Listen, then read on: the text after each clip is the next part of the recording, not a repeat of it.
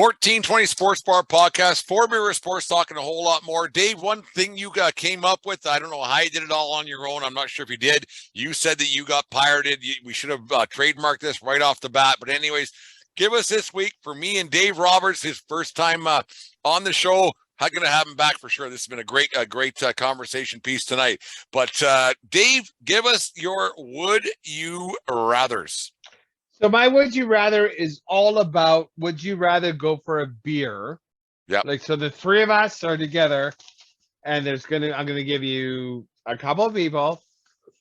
Would you rather this person or that person join us for a beer? Join us for a beer. So three of us are going to say the Silver Buckle, and then this person's coming or not coming. Yeah. Absolutely. Gotcha. And these are all fictional characters. Yeah. All fictional characters. Who would you rather join us for a beer? Maverick or Goose?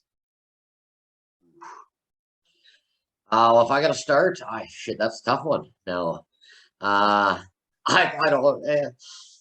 You got to go with Maverick.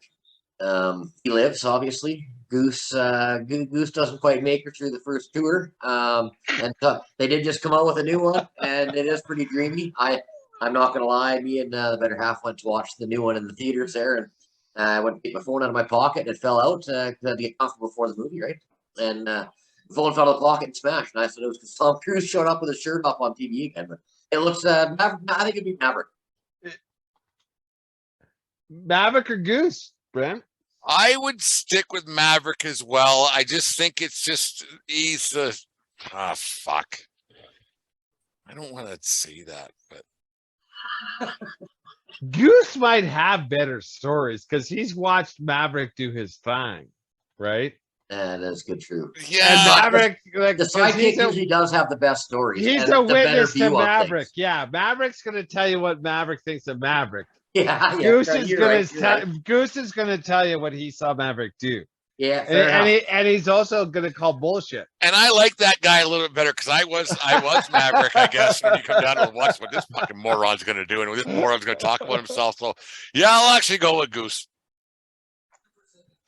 So you didn't see 1 second of the new Top Gun movie, Dave? Myself? No, Dave Roberts. Oh yeah, we did. Yeah, we went and watched it at the theaters. It was I've been meaning to go, and we just haven't. Yeah, you know what? I'll give it this. Was it good? For a sequel, it was really good. You know, they splashed in some old stuff. They brought in and the new story, and some of the guys they had in played good spots. Like they got that Miles Teller, whatever his name is. He played Goose's kid. He went through it, and it kind of looks like him. They did some, and he did well. I thought it was, you know, and it's hard to go against. Remember, you're not going to an Academy Award-winning picture here. You're going to an action movie with a bit of a story to it. To be entertained. You're there to be entertained. Take it for what it's worth. I hate those learning movies. Deanna's trying to get me to watch those learning movies and stuff. I can't. Fuck off learning. I'm too old to learn. No one's ever too old to learn. I just told you I am. Well, okay. Well, then, fuck you. Yeah. So this one is the same person in three different movies. Oh, fuck. So would you rather go for a beer with Crash Davis, with Roy McAvoy, or Crash in For the Love of the Game? What's his character's name? I was supposed to look that up and I forgot to. His character's name is Billy Chapel. Roy McAvoy is from Tin Cup, the golf one. So Crash Davis from Bull Durham, Roy McAvoy from Tin Cup, or Billy Chapel from For the Love of the Game. Who would you rather go? That's a fucking good one. Oh man, that was tough because I now if you go mid-season with Crash Davis, you're probably gonna have a good time with the rest of the Durham Bulls, and you're gonna have a few laughs and everything else. You're going to get some insight. You'll be sitting at the back of the bar and just watching it at the age that we're at. Like you're not going to be in the dance on the dance floor like what the Durham Bulls were. Roy McAvoy, He didn't mind getting into her if he's having a bad day. He kind of, him and Cheech got into her like quite often. But after a perfect game, oh man, sitting there after a perfect game in a hotel bar, a good baseball conversation, like a quasi grown up that I am, and then that and retired, and he was retired. and he was done. That might be the one I would have. I would go with that one for sure. Yeah, that's a tough one too. That's all good spots. Lots of beauty. You know, and what I like about that one is he doesn't give a shit. He's I'm gonna make the shot. I can make the shot. You know, he ends up fucking it up sometimes and gets it, but he's got that confidence and that in his ability to do it. He knew he could do it, and he said, "Well, it's done now. Fuck it. I'm still gonna do it to prove all you girl that I can do it." Right. I like that, but after the perfect game, he got it. I just that doesn't happen in sports very often.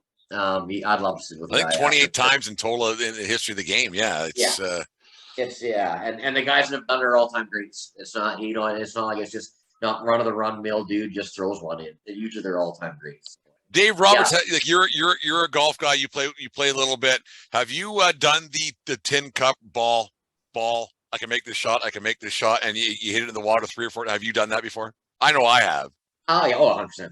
100% I have on a par. Is there anyone behind us? Like that's that's the first thing. Is there anyone behind us? And it's a par 5 and things are lining up and you want that eagle putt. So I can get there in 2 and then you bring out the 5 wood or the 3 wood. I can get there and you never fucking do. No, you don't never. You know, the first one was shit. The second one was better, but it still doesn't get there. Third one, fuck it, whatever. The third one you swing really hard and you duff it 48 feet. Every time. No matter what. Dave, give us one more. We'll call her a night. Last one for the night. Okay. Going for a beer.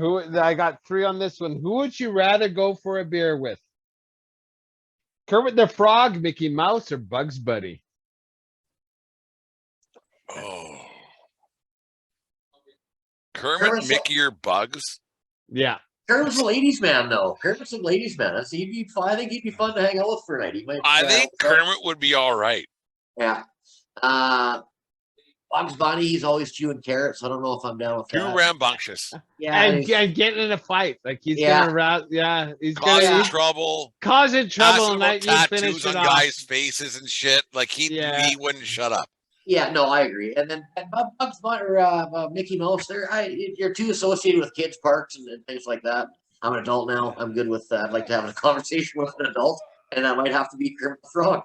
Yeah, I wanted because like remember Kermit at the Muppet Show, he had to make it work and the thing and just he had to let his frog legs down a little bit. Like in the 2-year history of the 1420 Sports Bar podcast, that is the dumbest question that's ever been posed. But we're all in agreement. All of us would rather go with Kermit. I'll just put that one up on a poll on the 1420 Twitter account. No, that's funny. That's definitely Kermit. Man, that fuck, I cannot believe that we're like, Dave, you're 50. I'm 48, Dave, you're in your 40s. We're talking about Kermit the Frog and fucking this is quite funny. Like just fucking childish. It's great. I love it.